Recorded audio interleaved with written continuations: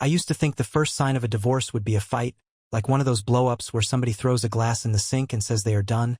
But for me it started with a quiet little notification on my phone in the middle of an ordinary Tuesday, the kind of January day when the sky over Illinois looks like a dirty dish towel and the roads are all salt and slush, and you spend half your drive reminding yourself that winter ends eventually, and the other half trying not to hydroplane into a pickup truck with a snowplow blade. The alert was from our bank, and it was one of those polite messages that still makes your stomach drop. Something like a new device has accessed your account, and at first I told myself it was probably Lauren buying something on her laptop instead of her phone, because that was normal, except the device location was not our house, it was downtown Chicago, and the timestamp lined up with the exact hour she said she was meeting a client in Oak Brook. I stared at the screen at a red light and felt that weird, slow heat crawl up my neck, because I am not a jealous guy by nature, and I have always prided myself on being the calm one in the room, but the calm only works when reality is stable, and in that moment reality tilted just enough that all the memories from the past 6 months started sliding into place like magnets snapping together. For context, Lauren and I had been married for 11 years, which is long enough to have built a life that feels like it is bolted down, long enough to have inside jokes that even your closest friends do not get, and long enough to have a shared calendar that basically runs your whole week, but it is also long enough for people to get tired in ways they do not admit out loud. We lived in Naperville. Not in a mansion, but a decent house with a little mudroom that never stayed clean and a backyard that looked great in May and looked like a sad dog park in January. We had 2 kids, Mason who was 9 and thought he was basically a YouTube engineer, and Hallie who was 6 and could talk a squirrel out of its own nuts if she felt like it. I ran a small logistics tech company that had grown from a 2-person operation in a rented office into a real thing with payroll and contracts and a few employees who depended on me to not screw up, and Lauren worked in marketing and brand strategy, which meant she could walk into a room, smile in a way that made people feel important, and leave them believing whatever story she wanted them to believe, and I do not say that as an insult. It was honestly one of the things I loved about her when we were younger, because she could light up a whole table at a wedding just by asking the right questions. The problem was that somewhere around late summer of last year, Lauren started shifting into a different gear, like she was driving the same car but her hands were on different controls, and the changes were small enough to ignore if you wanted to ignore them, which I did, because ignoring things is a classic move when you're trying to keep the peace. She started taking calls in the garage with the door down, she started turning her phone face down at dinner, she started asking weirdly specific questions about the business, not the normal spouse questions like is work stressful, but questions like what would happen if a judge ordered you to sell shares, and how quickly could you liquidate, and what is the difference between company money and your money, and when I laughed and said, "Okay, counselor," she smiled like she was laughing too, except her eyes did not match it. Then came the subtle digs, not daily, but enough, like when we were at a neighbor's holiday party in December, and she introduced me as Mark who plays with trucks on computers, and everybody laughed, and I laughed too because you do not want to be the guy who gets defensive over a joke. But on the drive home she said she was just kidding and I should loosen up, and there was this tiny edge in her voice like she was testing what she could get away with. That Tuesday, after the bank alert, I did something I am not proud of, but I also will not pretend I did not do it. Because if you have ever been married and felt your life starting to split at the seams, you know how quickly your moral high ground turns into a muddy slope. I opened our shared location app, the one we used mostly for the kids, and I saw her dot parked near the river, not near a client office, and I sat there in the car with my hands on the steering wheel and told myself I was being paranoid. Then I told myself paranoia is just pattern recognition with fear attached, and then I turned around and drove downtown instead of going back to my office. I circled for parking, found a spot that cost more than my first car payment used to cost, and walked with my heart banging so hard I could feel it in my teeth. I did not have a plan, I did not have a clever confrontation speech, I just had this animal need to confirm whether I was going crazy. I saw her through the window of a coffee shop on Wacker, sitting across from a man in a navy suit who looked like he had never eaten a carb in his life, and I recognized the logo on the folder on the table because I had seen it in an email signature once for a local family law firm, and the moment I registered it my body went cold because it was not a random meeting, it was not a networking thing, it was a lawyer meeting, and the way Lauren leaned forward, the way she nodded, the way she tapped her fingernail on the paper in a tight little rhythm, it looked like she had rehearsed being calm.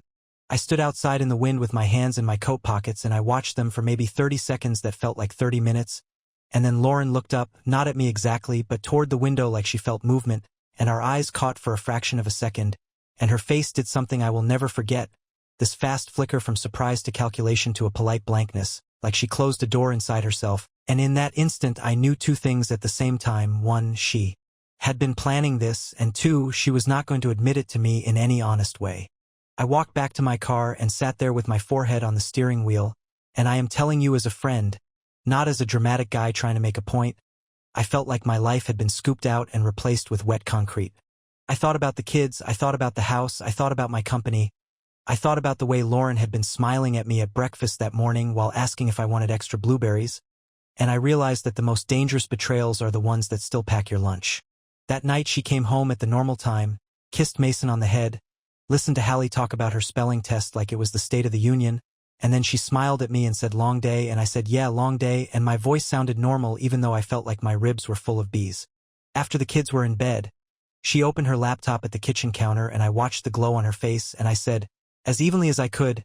"I got a bank alert about a new device login," and she did not even blink. She just sighed and said, "Oh, that was me, I had to reset something," and I asked, "Where were you today?" and she said, "Downtown, client meeting ran late," and she said it with a smoothness that would have fooled me a year ago. Then she reached over and squeezed my hand like she was comforting me for my own anxiety. And that squeeze, that fake tenderness, was the moment the hook sank in deep, because it was the first time I felt her try to manage my reality instead of share it. The climactic moment of Act 1 was not me catching her with the lawyer. It was realizing that if she could lie that cleanly while our kids' bedtime stories were still echoing down the hallway, then she could do anything next, and I would be the guy blinking in the headlights while she drove the car. Act 2: Escalation of conflict. The next morning I did not yell, I did not confront her with a screenshot, I did not do any of the things you see in movies, because I had 2 kids to get to school and a company to run and a body that felt like it was running on pure adrenaline fumes. I made coffee, I packed lunches, I signed a permission slip for a field trip I could barely focus on, and then I drove to my office and sat in my parking lot for a minute with my hands shaking. Because the instinct to keep everything normal is powerful, especially when you are scared that normal is about to be taken away from you. Then I called my friend Desmond, who is one of those guys who always sounds like he has time even when he does not, because he grew up with 4 sisters and learned early that calm is a survival skill. Desmond is a CPA, not a lawyer, but he is the kind of person who knows how money moves and how people hide it, and I told him, in a low voice like somebody might overhear through the car windows, "I think Lauren is about to file for divorce." Desmond did not say wow or no way, he just said, "Okay, listen to me, do not do anything stupid, but also do not do nothing," and then he gave me the number of an attorney he trusted named Beth Harmon, and he said, "If you call her, tell her you are not trying to screw your spouse, you are trying to keep your business from getting wrecked because judges care about that difference." Beth got me in that afternoon, and her office was the opposite of intimidating, which somehow made it more serious, because it felt like a place where real decisions happen without theatrics.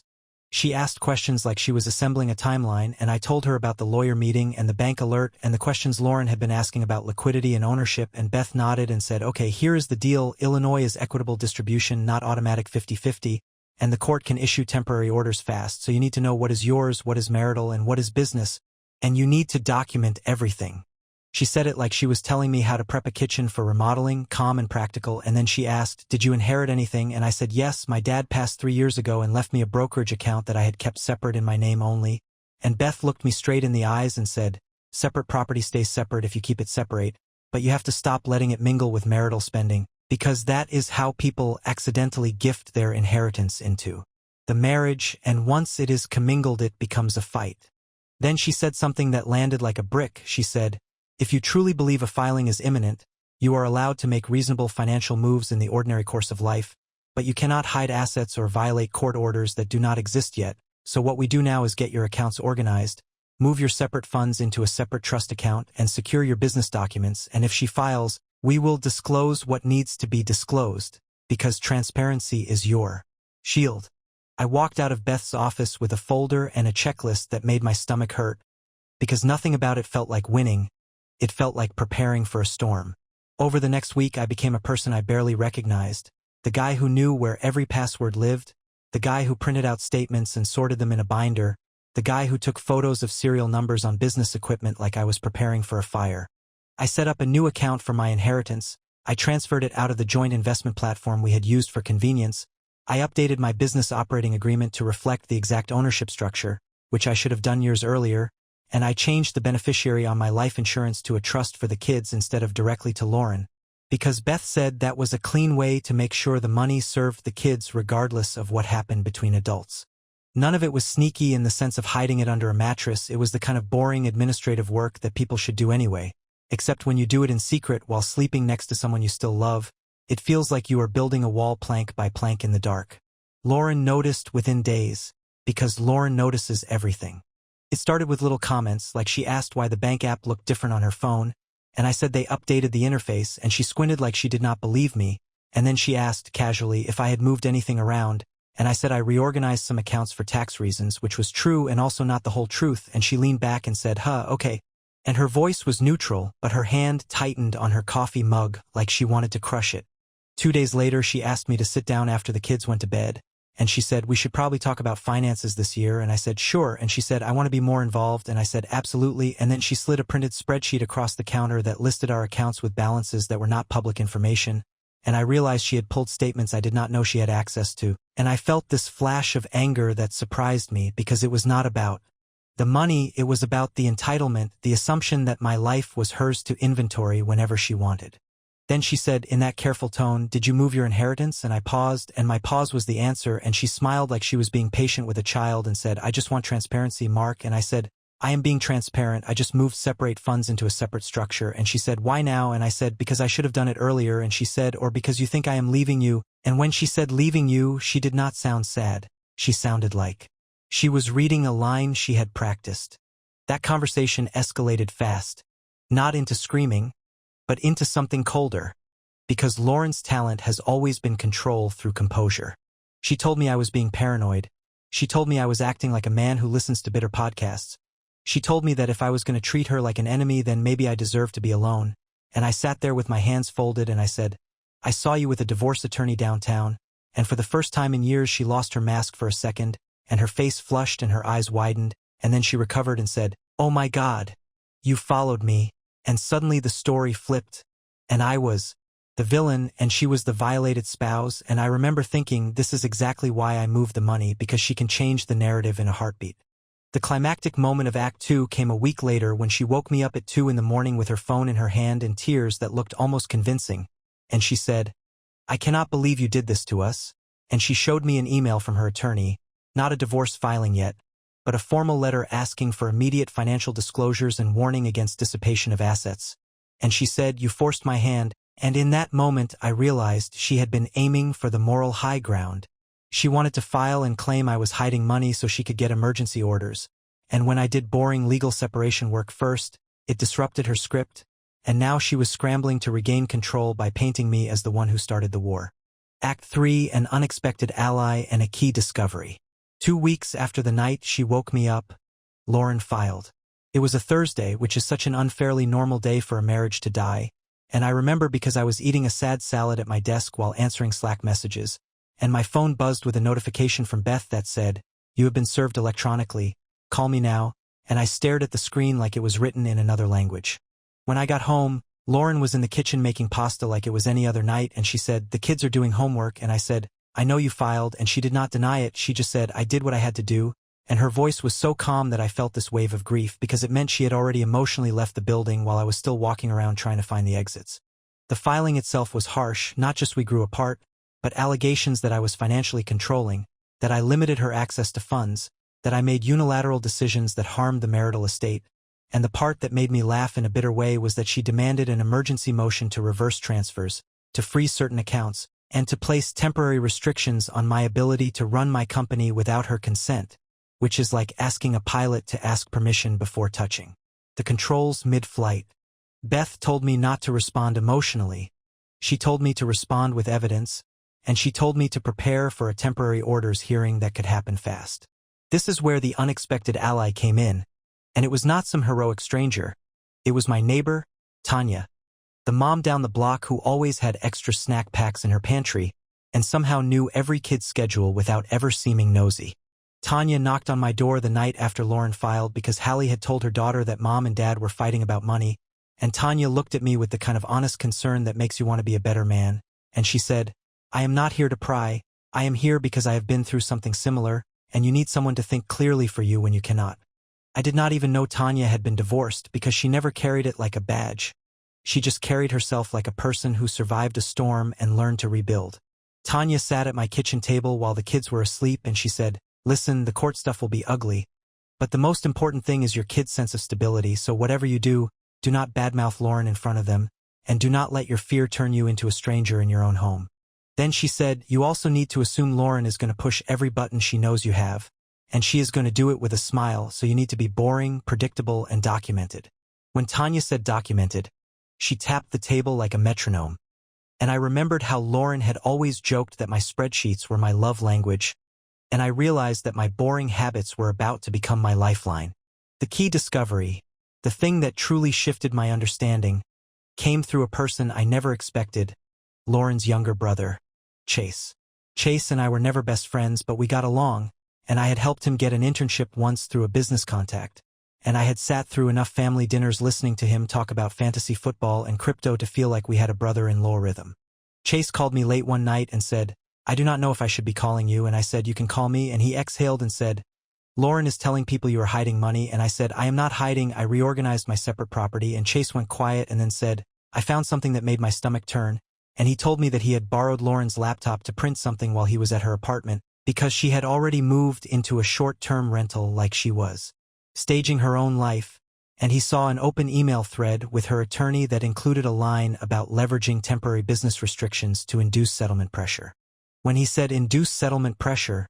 he sounded like he had to chew the words to get them out. Chase forwarded me what he could without breaking laws or hacking anything, just a screenshot he took with his phone of the email subject lines and a few visible sentences, and it was not the smoking gun of an affair or a secret bank account, but it was proof of intent, proof that this was not about fairness, it was about leverage.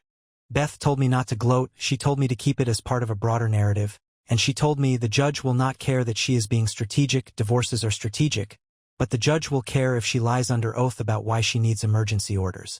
Meanwhile, Lauren started acting like she regretted filing, which was almost the creepiest part because she would show up to pick up the kids and she would stand on the porch and say, Mark, can we talk? And her voice would get soft like she was back in our early dating days, and she would say, I do not want this to be ugly, I never wanted it to be ugly, and then she would glance at my hands like she was looking for a wedding ring that I still wore out of habit, and she would add, maybe we can fix it if you undo what you did with the money. The first time she said that, I almost believed it because hope is a powerful drug and I was still in withdrawal from the life I thought I had.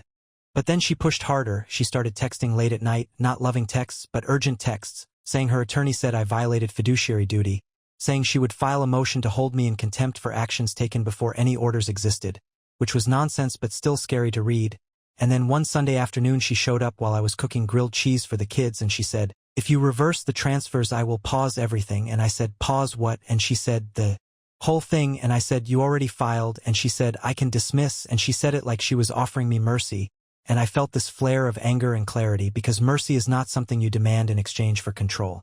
The climactic moment of Act 3 was when Lauren stood in my kitchen with Mason and Hallie in the living room watching a cartoon, and she said, do you really want to put them through court because you cannot admit you were wrong? And I leaned close and spoke quietly so the kids could not hear, and I said, I am not putting them through court, you are, and I saw something in her eyes then, not heartbreak but irritation, like I refused to play the role she wrote for me, and she turned on her heel and walked out,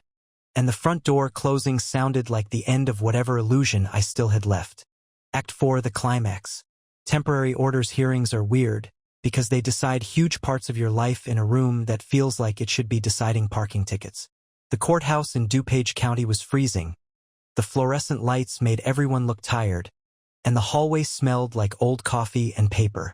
Lauren showed up with her attorney, and she looked polished, like she had curated her outfit to say stable mother, reasonable wife, victim of control, and I do not say that to be petty. I say it because I had watched her curate brands for a living, and now she was curating herself. Beth stood next to me with a legal pad, calm as stone, and she whispered, remember,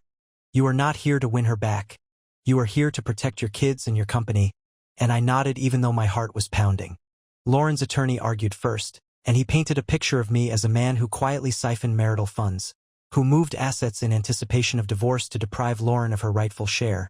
and who ran a business that could be used as a shield to hide money. And then he asked the judge to issue emergency orders to reverse the transfers, freeze my accounts, and restrict my business actions unless Lauren consented. Lauren sat there with her hands folded and her eyes slightly wet, and if I did not know her, if I was a stranger watching, I might have believed she was the injured party, and that thought made me sick because it meant the system could be manipulated by performance if you did not come prepared. Beth stood and spoke, and her voice was not dramatic, it was steady, and she said, "Your Honor, the funds in question were inherited and maintained as separate property. Moved from one separate account to another separate account with full documentation. No concealment, no dissipation, no violation of any court order, and we disclosed the transfers immediately upon filing." Then she pivoted to the business and said, "Imposing restrictions on routine operations would harm not only my client but also employees and contracts, which would harm the marital estate itself," and she said, "If the concern is transparency, we agree to normal discovery and ordinary restraining provisions that prevent either party from dissipating assets, but we oppose any measure designed purely to create leverage." Then came the part where everything felt like it could tip either way, because the judge looked at me and asked, "Mr. Caldwell, why did you make these transfers when you did?" And I stood, and I wanted to give a speech about betrayal and about seeing her with an attorney, and about lying, but Beth had warned me that court is not therapy, so I said, in a voice that surprised me with how calm it sounded, "I did it because I realized I had been careless with organization, and because I wanted to make sure my separate inheritance remained separate, and because I wanted to protect the company so it can keep paying people and supporting my kids." Then the judge asked Lauren, "Did you have knowledge of these funds as separate property?" And Lauren hesitated, and that hesitation was tiny, but in court tiny matters because it is the space where truth tries to surface. Lauren said she knew there was an inheritance, but she did not know the details, and her attorney jumped in and said she had been excluded from financial decision-making, and Beth asked permission to submit exhibits, and the judge allowed it, and Beth handed over statements showing the inheritance account existed in my name alone since my father died, showing it never received marital deposits, showing it never paid marital bills except a few small transfers years ago that Beth acknowledged and explained as isolated and reimbursed, and then Beth submitted the screenshot Chase gave me not as a gotcha but as context for the emergency motion request, and she said, "The requested restrictions are not about immediate harm, they are about inducing pressure on my client's business to force settlement," and she said it calmly, like she was reading a weather report. Lauren's face tightened, and for the first time she looked less like a wounded spouse and more like a person whose plan hit friction. The judge asked her attorney if they still claimed the transfers were hidden, and he softened the language, and he said they were concerned about timing and fairness, and the judge nodded and said, "Timing alone does not equal misconduct." Then the judge issued temporary orders that were, frankly, the most reasonable thing I could have hoped for: standard mutual restraints against dissipation, normal child support calculations based on income, a parenting schedule that kept the kids in their school routine, and no emergency reversal of transfers, with a note that the classification of assets would be determined later. When the judge said no emergency reversal, I felt my knees go a little weak, because it meant Lauren could not just snap her fingers and drag my business into chaos for leverage. But the climax was not the judge's ruling. It was what happened in the hallway afterward, because Lauren followed me out, her attorney peeled off to take a call, and she stepped close enough that I could smell her perfume, the one I used to buy her for Christmas, and she whispered, "You embarrassed me," and I looked at her and I realized she was not devastated about losing the marriage, she was furious about losing control of the story. She said, "We could have done this quietly," and I said, "You filed and asked a judge to freeze my ability to work," and she said, "You made me," and I said, "No, Lauren, you chose it," and her eyes flashed, and she said, "Then I want to undo it, I want to stop, I want to go back," and she reached for my hand like she was about to put the whole marriage back on like a coat.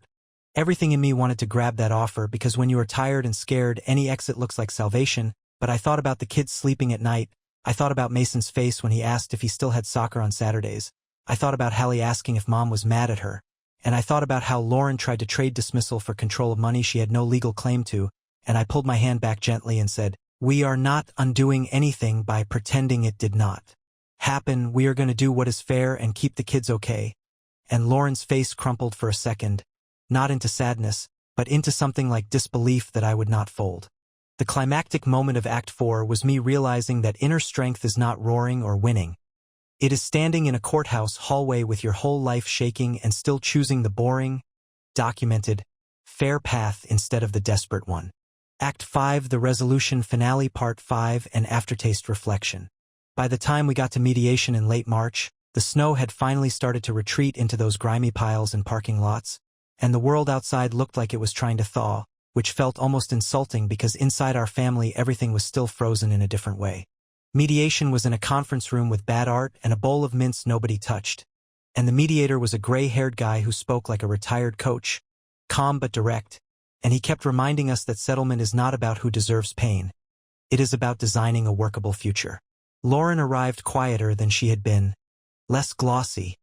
like the last few months had worn her down in ways she could not market away. I had moved into the guest room at the house until we could finalize who lived where, and the kids had adjusted in that weird resilient way kids have, where they accept new routines as long as you keep showing up with snacks and honesty. Lauren did try one last time to undo everything in a different way, not through emergency motions this time,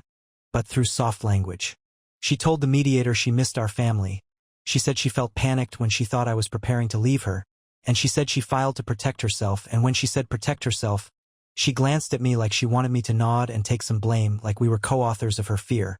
I did not attack her because attacking never helps, but I said calmly, I can understand fear, but fear does not justify lying and trying to put a choke collar on my business, and we need to separate the marriage ending from the kids' needs and from my ability to work.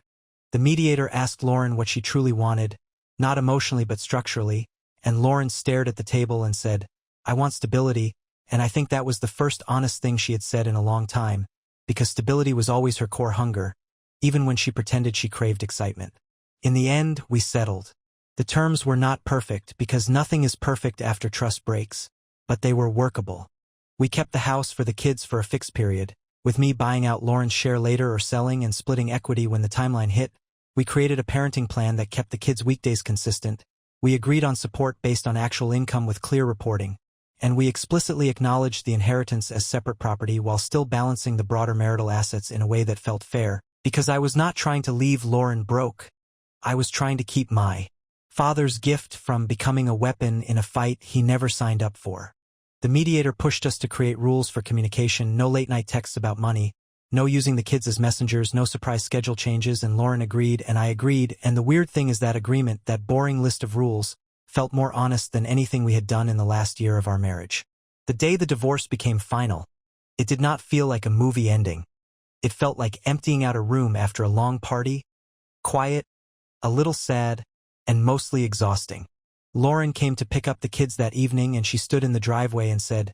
I never thought we would end like this, and I believed her because I do not think she started marriage planning to destroy it. I think she started drifting and then panicked and then chose control over vulnerability. And once you do that enough times, you become someone you do not recognize. I told her, I did not think so either, and she nodded, and for a second we stood there like two people looking at the same burned house from opposite sides of the street. Then Hallie ran out with her backpack bouncing and Mason followed with his hoodie half zipped, and Lauren's face softened in a real way and she said, Okay, babes, let us go, and the kids climbed in and the car pulled away and I went back inside and stood in the kitchen where all of this started, and I listened to the quiet. Here is the aftertaste reflection, the part that sticks with me when the house is too quiet and the air smells like dish soap and the kids are not there to fill the space with chaos. I learned that love without boundaries is not noble, it is risky. And sometimes the kindest thing you can do for your future self and your kids is to prepare for a reality you do not want to admit is coming. I also learned a moral dilemma I still do not have a clean answer for, because part of me feels guilty that I moved things before she filed,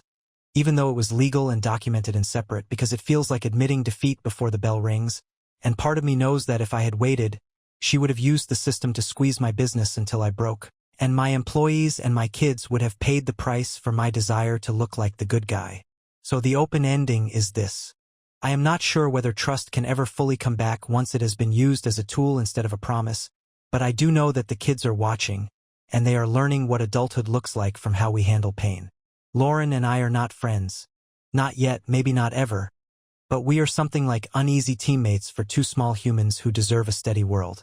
And on the nights when Mason asks if I am okay, and I tell him yes, I am okay, I mean it more each time because okay is not the same as unbroken, and sometimes okay is the bravest place you can land after everything falls apart.